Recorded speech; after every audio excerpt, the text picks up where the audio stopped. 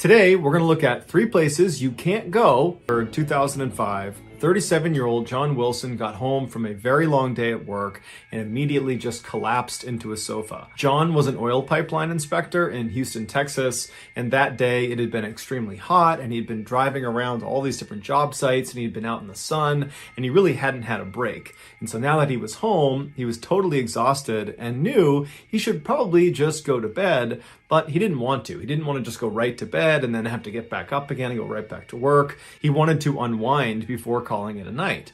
And so he decided what he would do to unwind would be to go fishing, something he really loved to do. Normally, John did a lot of freshwater fishing, but tonight he decided he would do some saltwater fishing. And so at about 7:30 p.m. that night, he grabbed his fishing rod and his tackle box, he threw it in the back of his pickup truck, and then he hit the road.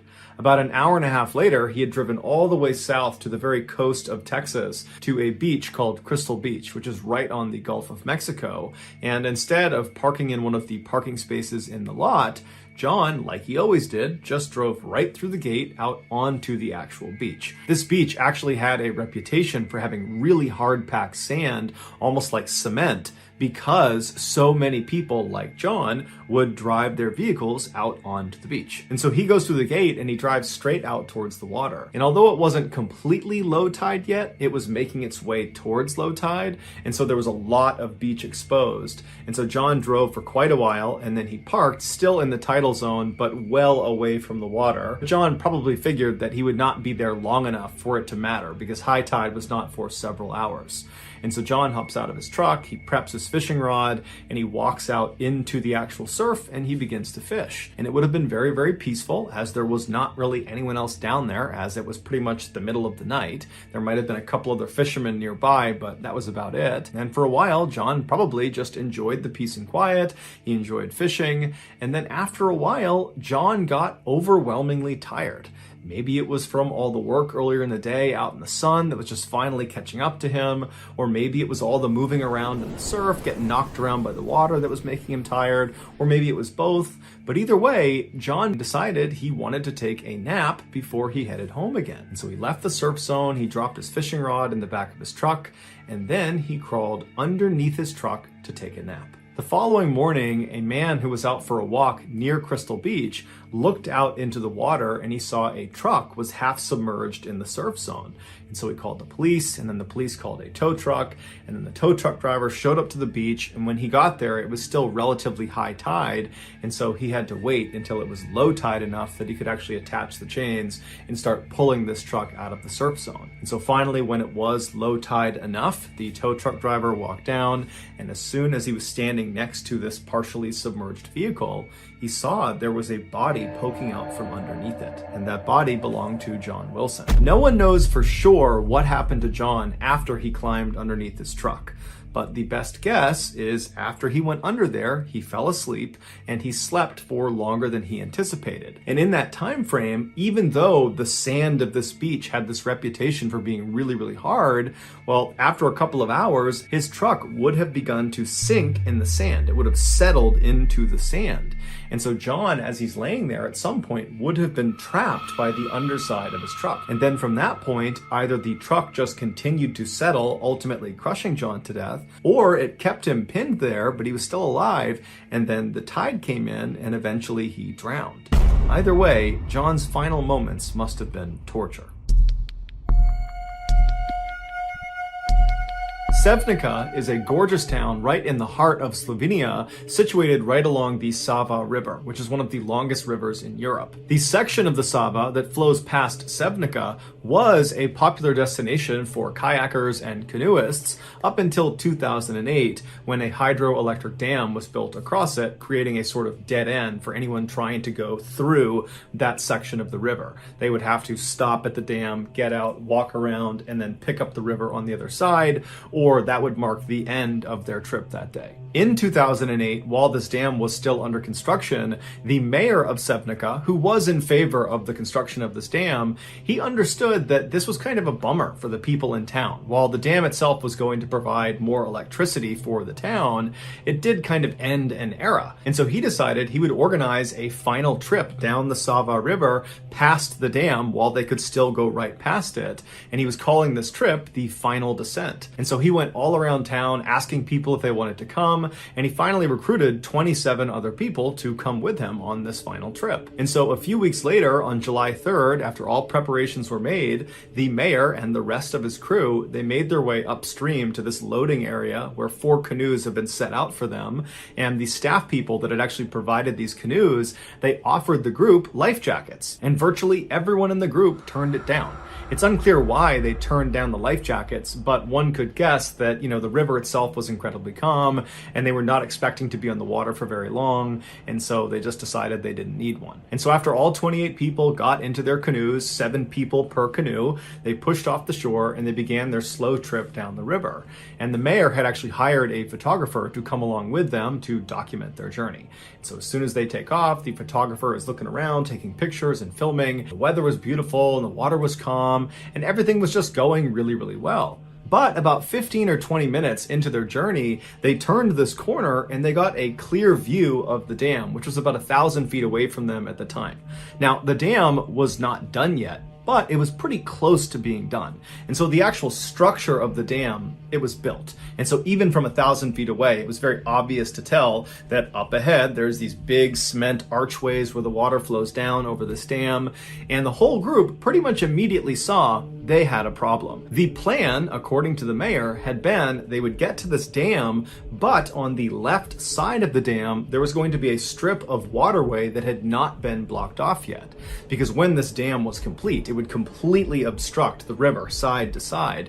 But because it wasn't actually done yet, the construction crew had told the mayor that, yep, the left side, there's going to be an area where you can basically just casually go right past. You won't go down the dam. It's totally safe. But here this group is on the water looking at the dam.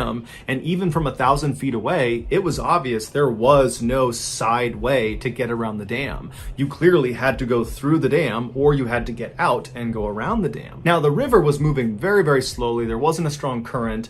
And so there wasn't some urgent decision that needed to be made about what they were going to do. The group intuitively knew that the right choice here is to, go to the side, get out of your canoes and either go around or just end the trip right there. But the mayor and a few of the other people in the other canoes got the idea that, hey, why don't we just go over the dam? I know we're not supposed to, and the construction crew explicitly said, don't go over the dam, it's extremely dangerous. But from the looks of it, it doesn't look that bad. And truthfully, it did not look too bad. This was not some enormous dam with some huge drop off. It was actually a pretty small dam where the water kind of went down this fairly small embankment that was maybe 10 or 15 feet long. And at the bottom of this embankment was some semi-rough water.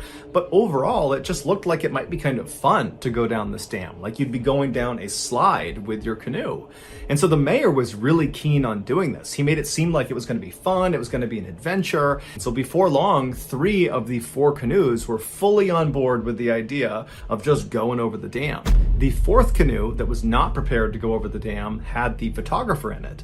And they said, we're not comfortable with this, but we'll pull up next to the dam and we'll just film you guys going over the dam. It'll be really cool. And so after making their plans about who was going to do what, the 4 canoes continued down the river. And when they got about maybe 100 or 200 feet away from the entrance to this dam, the 4th canoe with the photographer pulled off on the left side of the river. They got out and the photographer lifted up his camera and he began filming the other 3 canoes as they made their approach into the dam. Now, the video from this photographer that was released to the public, it shows the first of these 3 canoes actually going into the dam. And you see these 7 people on this canoe. They're kind of happy and excited looking. They have nervous anticipation like they're about to start a roller coaster or something. And they're making their way into this dark section inside of the dam. They're basically going through the gates of the dam where they're going to go down this embankment. And as they go into the darkness, as you begin to lose sight of them, you see the back end of the canoe suddenly pops up because now they're going down the actual dam itself. They start sliding down and then you hear someone in the canoe start to scream and then it goes completely silent. And then the video just ends. That canoe, right after it slid down that downslope, it would reach the waters below, but the canoe would capsize, throwing everyone on board into the water. And these 7 people, they didn't even have a chance to catch their breath before they were sucked under. Not only because the water was rough at the bottom of the dam and kind of was churning and pulling them under, but also because this is a hydroelectric dam. And at the bottom of the dam, underneath the water where they were all these big openings to underwater tunnels. tunnels. And these tunnels functioned like vacuums. It pulled water down inside and then ran the water past a turbine, causing it to spin, and that would generate the electricity. That's what the dam actually did. And so after the water was pushed past this turbine, it would be jettisoned out somewhere else downstream. Now, even though this dam was not fully operational yet, these tunnels and the turbines at the bottom of them, they were operational. So as these 7 people are dumped into these incredibly dangerous waters and they're getting pulled down towards these tunnels, the other 2 canoes, they have no idea what's going on with this first canoe. And so they just continue on and they go over the dam. The second canoe that went down the dam, they also capsized at the bottom. All 7 occupants were thrown out and they were sucked down underwater almost immediately. The third canoe that went over the dam, they did not capsize. And so after they cleared the dam and kind of paddled away, they began looking around for the other 2 canoes that should have already been down there. And there was nobody out in front of them. And so they turned around thinking maybe they're closer to the dam and they don't see anyone, but they see one of the canoes is completely flipped over and the other canoe has been broken apart in the churning waters right at the base of the dam. And they see the wood from this canoe just getting tumbled around. And so this third canoe immediately turns and tries to paddle over to the base of this dam to try to start pulling people out of the water. But when they get over there, there's no one there. The 14 people that had been in these 2 canoes, they're gone. Ultimately, 13 of the 14 people that fell in the water that day would perish, and one of the fatalities was the mayor. The only person who survived who fell in the water was actually the mayor's wife, who by some miracle managed to swim out of the grasp of these tunnels under the water and made it to shore. Over the next several days and weeks, police divers were able to eventually find all 13 bodies, one of which had traveled 25 miles away to Croatia. No information was given about the state of the bodies when they were found, and so we don't know if having been sucked down through these tunnels and forced past these underwater turbines played a role in their death. All the public knows is that all or most of these 13 people were sucked down into these tunnels and then they died. Full transparency, this next story was pretty difficult to put together because the details of what actually happened to the victim are just really difficult to decipher. And so I think I've been very thorough and I've done a good job describing what happened, but I'm willing to accept it if I'm not right and this is actually inaccurate. And if you think I am, feel free to let me know in the comments. With that said, here we go. In 1974, 18-year-old Debbie Stone landed what she considered to be an amazing summer job. She was hired to work at Disneyland in Anaheim, California. Her specific role was to be a hostess at a brand new attraction called America Sings. Disney had basically converted an old carousel, which is a ride that spins around in a circle. They had converted it into a rotating stage, and they put up partition walls all along this rotating stage to create 6 distinct stages on this rotating stage. And so on each of these 6 stages were different sets of these robotic animals that played different songs about America. And so the way this would work if you were in the audience is you would walk into this theater that looked like a single theater with one stage right in front of you, but really what you were looking at is one of these 6 stages. And so the audience would sit down, they would see one of the acts, they'd see one performance on one of the stages, and then the stage would rotate. And so the audience would remain in the theater until all 6 stages had rotated in front of them and played their 2 to 4 minute long act. Debbie's job at America Sings was at the beginning of these shows where the audience would watch all 6 acts. She would go up before the very first act. She'd go on stage and she would greet the audience. And then the show would start. It would filter through all 6 of the stages. And then Debbie would get back on stage and she would say goodbye to that group of audience members. It was a simple gig and Debbie seemed to like it. And so on July 9th of that year, which was 9 days after this attraction had opened, and so it was 9 days after Debbie had started her job, Debbie was asked to come in for an evening shift. And so she left her house and she made it out to the attraction at about 10 p.m., which was right at the start of a show. And so she went right inside, she hopped on stage, she greeted the audience, and then she left the stage and the show began.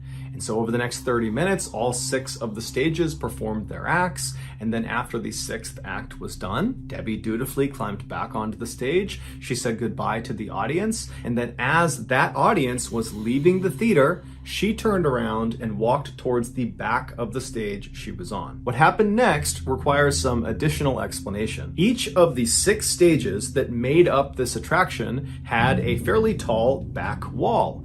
And behind each of these 6 back walls that were kind of in a ring was the center of the actual attraction. And in the center was this circular, fairly tall storage room. This storage room did not rotate. It was stationary. The stages and their respective back walls, they rotated around this storage room. The gap between the outside of the storage room at any point around it and the inside of the back wall was maybe a couple of inches. It was pretty narrow, but it was big enough that a person in theory could get stuck back there. So it was a real hazard. However, Disney did not put any specific safeguards in place to prevent their staff from intentionally or unintentionally going into this space. They just told their staff to not go back there and be careful. So back on July 9th, after Debbie has said goodbye to the audience and she's walked towards the back of the stage she's on, she decides to move from the stage she's on to the adjoining stage. And when she does that, she either trips or falls or something happens which causes her to fall into the narrow space between the 2 back walls of the 2 stages she was on.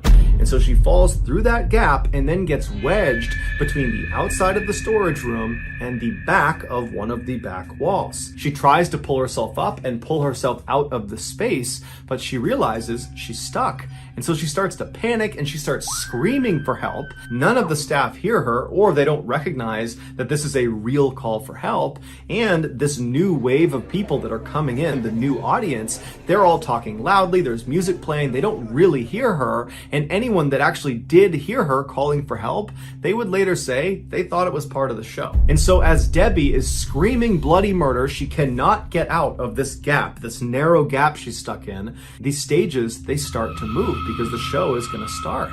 And because Debbie has nowhere to go, when the stage began to rotate, she got forcibly dragged and twisted and rolled, and her body began to contort, and bones started to break, and she was forced to continue moving through this narrow space because the stage was just going to keep on going until it reached its next position.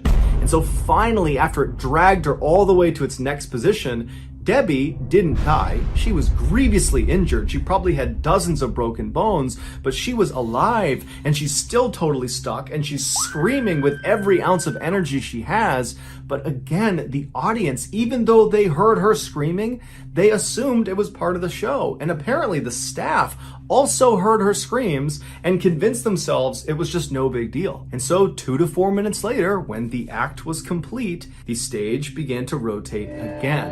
And so Debbie again is rolled and contorted and crushed and dragged and smashed and broken as the stage again rotates to its next position.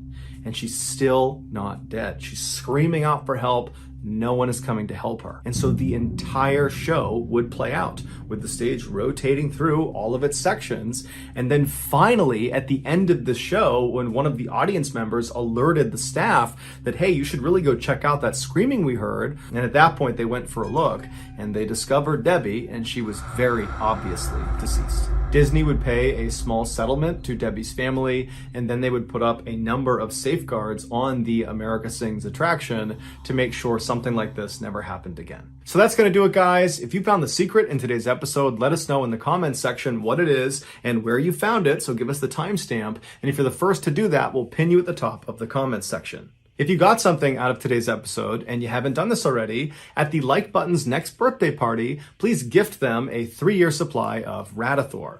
Also, please subscribe to our channel and turn on all notifications so you don't miss any of our weekly 2 or 3 video uploads. We are now selling merchandise like hats and flannels and mugs and sweatshirts and all sorts of stuff. If you're interested in purchasing official Mr. Ballin merch, go to shopmrballin.com. If you want to see upcoming deals and promotions for our merchandise, go to our Instagram page. The username is shopmrballin. If you want to get in touch with me, you can direct message me on Instagram or on Twitter. My username for both platforms is the same. It's just johnballin416. I also have a ton of content over on TikTok where my username is Mr. Ballin. We also have a second YouTube channel called Mr. Ballin Shorts where we post random short videos and lost episodes. We also have a Facebook page called Mr. Ballin where we post condensed versions of the long episodes you see on YouTube. If you have a story suggestion, please submit it to our subreddit just called Mr. Ballin. It's linked in the description below. So whether I see you on Twitter, Instagram, TikTok, Reddit, YouTube, Facebook, or some combination, just know that I really appreciate your support. And until next time, that's going to do it. See ya.